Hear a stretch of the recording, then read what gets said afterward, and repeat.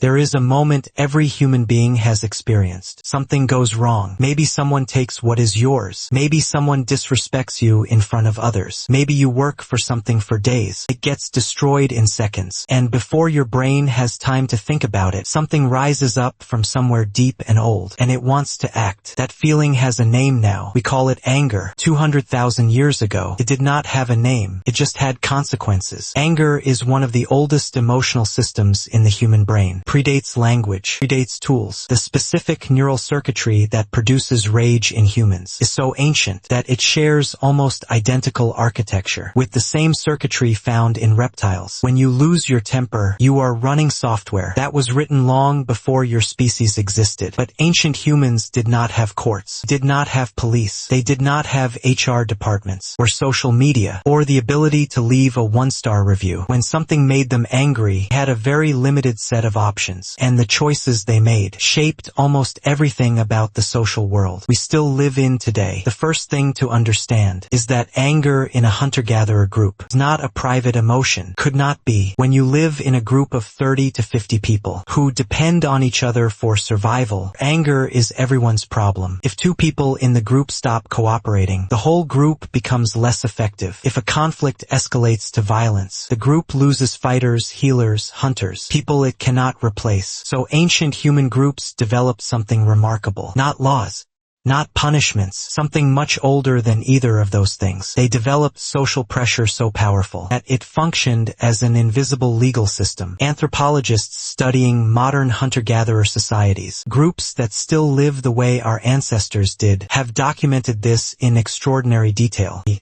Kung San people of the Kalahari have a practice called demand sharing. If someone in the group becomes visibly angry about resources, about food, about who got what and how much, the group does not wait for the conflict to escalate. They redistribute, not because they have laws about sharing, because they have spent hundreds of thousands of years learning that letting anger fester over resources destroys groups from the inside out. Hadza of Tanzania handle interpersonal anger differently. When two people in the group have a serious conflict, the community does not mediate, splits. One of the two parties simply moves to another subcamp. For a period of time, anger is not resolved. It is physically separated from the group until it cools. Anthropologists call this fission-fusion dynamics. The group expands and contracts, separates and rejoins, using movement itself as an emotional regulator. But here is the thing that gets overlooked. In every conversation about ancient anger, not all anger was destructive. Some of it was load-bearing. Anger in small groups functions as a social correction mechanism. When someone violates the group's unspoken rules, taking more than their share, failing to contribute, endangering others through carelessness, anger is the signal that a violation occurred. It is not irrational. It is a precision instrument aimed at a specific injustice. Researchers studying anger across cultures found that the most common trigger for human anger across every society they examined, not physical pain, not hunger,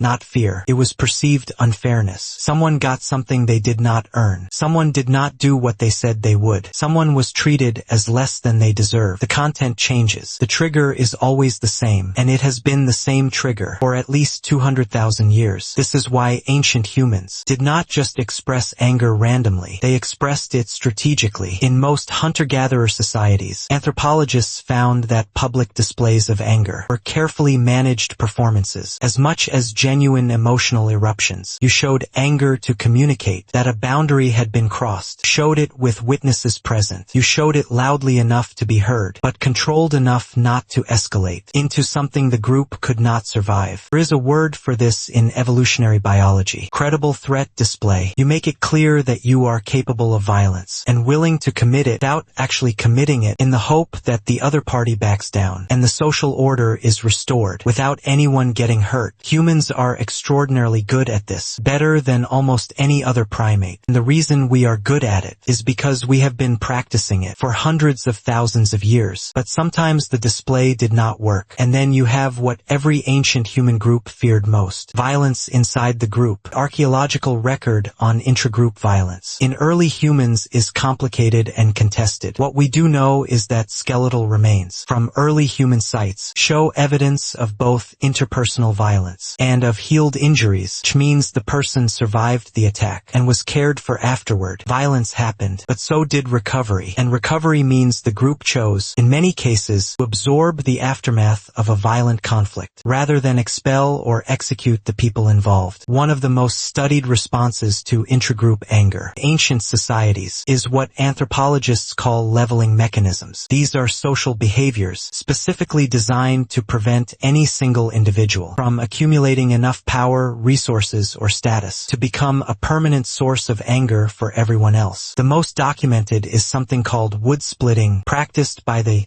Kungsan. When a hunter kills a large animal, the other members of the group will systematically mock and criticize the kill. Call it small, complain about the quality, downplay the achievement, not because they are ungrateful, because they have learned that letting someone become too proud, too elevated above the group, too confident in their dominance, creates resentment that eventually turns into anger, that eventually tears the group apart. The solution is to keep everyone slightly deflated, to manage status before anger about status has a chance to build. Think about that for a moment. A hunter brings back enough food to feed the entire group. And the group's response is to make fun of him, not because they are mean, because they are wise, because they have figured out through thousands of years of trial and error. Pride is the thing that precedes the kind of anger that gets people killed. And then there is the most remarkable anger management system ancient humans ever developed, one that we have almost entirely lost and are only now beginning to study seriously. Sleep, in the years immediately before electricity changed the structure of human night, historian Roger Ekirch documented that humans slept in two separate segments. They would sleep for several hours, wake for 1 to 2 hours in the middle of the night, and sleep again. Researchers studying this pattern found that the waking period in the middle of the night, period between first and second sleep, was specifically described in historical accounts as a time for processing, thinking, talking quietly with whoever was awake nearby, working through whatever the day had left unresolved. Modern sleep researchers have since confirmed that REM sleep, the deep dreaming stage, specifically associated with the processing and emotional reduction of threatening memories and experiences. You go to sleep angry, and you wake up less angry, not because you forgot what happened, because your brain spent the night chemically reducing the emotional charge attached to the memory while preserving the information itself. Ancient humans were doing this twice a night, 2 full cycles of emotional processing for every conflict,